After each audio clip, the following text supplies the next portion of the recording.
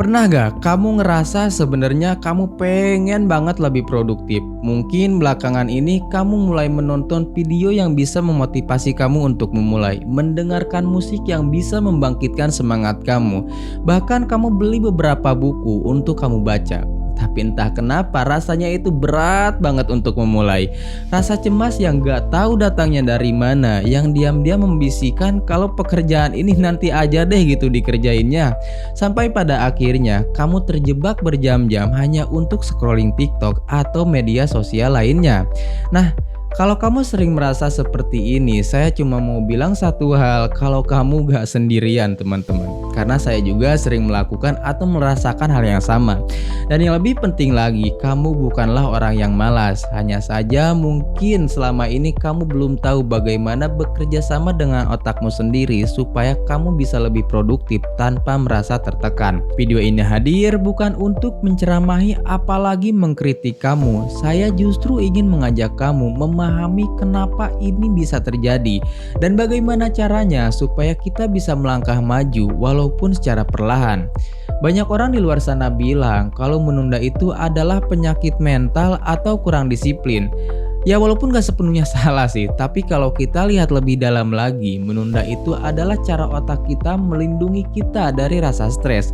Kedengarannya aneh gitu ya, tapi kalau kita ingat-ingat lagi saat kita punya tugas atau pekerjaan baru yang berat, otak kita akan merasa itu sebagai ancaman terhadap kebahagiaan kita saat ini teman-teman.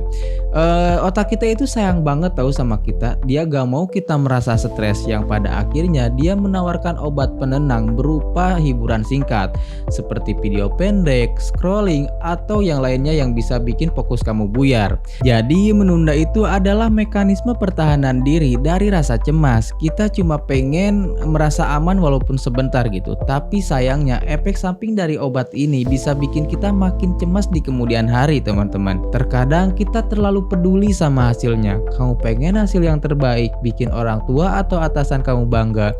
Tapi saking besarnya harapan itu, tugas yang sebenarnya simple jadi kelihatan kayak gunung Everest gitu.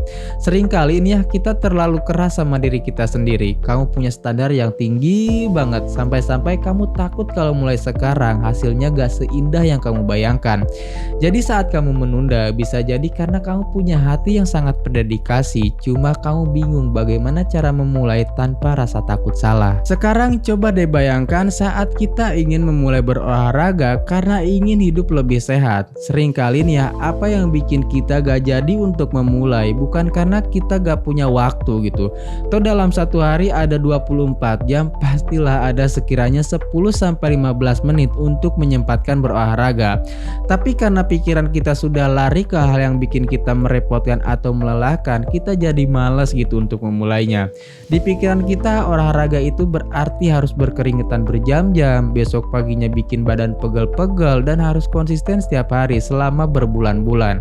Bayangan tentang beban di masa depan itu sukses bikin kita ciut duluan. Akhirnya kita memilih untuk gak usah mulai sekalian aja deh gitu. Padahal kalau mau jujur, rahasia dari memulai itu sebenarnya sederhana banget. Bukan tentang lari 10 km, tapi tentang kemauan untuk memakai sepatu lari terlebih dahulu dan jalan satu langkah keluar dari pintu rumah. Saat sepatu sudah terpasang, langkah-langkah berikutnya akan terasa lebih ringan. Sama halnya dengan tugas atau pekerjaanmu saat ini. Seringkali nih ya kita merasa tersiksa bukan karena beban dari tugasnya, tapi karena imajinasi kita yang berlebihan tentang masa depan. Kita terlalu memikirkan keribetan apa yang akan terjadi, padahal mulai aja belum gitu ya kan. Memang benar sih, terkadang memikirkan apa yang akan terjadi di depan itu ada gunanya, asalkan kamu menyikapinya dengan benar.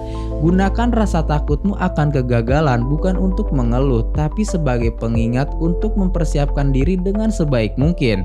Semisal ketakutanmu adalah takut apa yang kamu lakukan ini dinilai buruk oleh orang lain, maka jadikan ketakutan itu sebagai pengingat untuk memberikan usaha terbaikmu, bukan justru berhenti untuk melangkah. Kalau tugasmu adalah menulis, jangan terbebani oleh 10 halaman yang kosong. Cukup lakukan apa yang bisa kamu lakukan saat ini. Buka laptopmu dan mulailah menulis satu kalimat demi kalimat. Lalu bagaimana caranya supaya kita gak terus-terusan terjebak dalam hal ini? Saya gak akan kasih trik manajemen waktu yang rumit atau jadwal yang padat. Saya cuma mau mengajak kamu untuk melakukan 3 hal sederhana yang bisa mengubah cara kamu melihat suatu tugas atau suatu pekerjaan. Yang pertama, turunkan standarnya teman-teman. Sering kalinya kita merasa berat banget ketika ingin memulai sesuatu karena kita terlalu memaksakan diri kita untuk langsung jadi sempurna. Padahal kan semuanya butuh proses gitu ya. Mulai dari mencobanya terlebih dahulu, mengulangnya, meriset apa yang kurang atau yang salah gitu ya kan. Nah, kalau hari ini kamu merasa berat banget, tolong jangan targetkan semuanya harus selesai sekaligus teman-teman. Sebaliknya, perkecil target sampai otak kamu ngerasa kalau ini bukanlah sebagai ancaman gitu. Kalau targetmu adalah menulis, cukup targetkan saya cuma ingin duduk dan buka laptop untuk menulis 1 halaman saja. Ingat, 1 langkah kecil itu jauh lebih baik daripada rencana besar yang cuma ada di angan-angan. Lalu cara yang kedua, cobalah apresiasi diri sendiri. Kita adalah kritikus paling kejam buat diri kita sendiri. Saat kita gagal atau menunda, biasanya kita langsung marah dan menyalahkan diri kita sendiri. Tapi kamu tahu gak sih, semakin kamu membenci diri sendiri, maka kamu akan merasa semakin stres. Dan sampai pada akhirnya kamu malas untuk memulainya lagi. Jadi mulai sekarang cobalah belajar untuk memaafkan diri sendiri. Saat kamu berhasil mengerjakan 1 hal kecil, meskipun cuma merapikan 1 paragraf atau mencuci piring, apresiasi dirimu dan katakan, terima kasih ya sudah mau mencoba dan sudah mau bertahan sampai detik saat ini. Kamu berhak kok mendapatkan itu, dan apresiasi seperti inilah yang nantinya akan jadi bahan bakar untuk kamu mengerjakan tugas atau pekerjaan lainnya. Lalu cara yang ketiga yaitu bikin suasana jadi menyenangkan. Alasan utama kita menunda karena otak kita menganggap kalau tugas itu sebagai musuh yang mengancam. Tugas kita adalah membuat suasana tersebut jadi lebih bersahabat. Coba rancang suasana yang bikin kamu nyaman. Putar musik lofi yang menenangkan, siapkan kopi atau teh kesukaanmu, atau nyalakan lilin aromaterapi supaya kamu jadi lebih nyaman ketika mengerjakan tugas. Terakhir saya cuma mau bilang jangan terlalu membenci diri sendiri deh karena sering menunda gitu.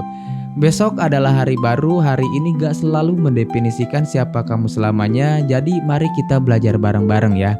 Kalau kamu lagi di posisi yang sulit banget ketika ingin memulai sesuatu, coba tulis di kolom komentar 1 hal kecil yang ingin kamu lakukan setelah menonton video ini. Kita saling dukung ya di sana. Saya Husnil Mubarok, sampai jumpa di video berikutnya. Kamu hebat kok sudah bertahan sampai detik ini.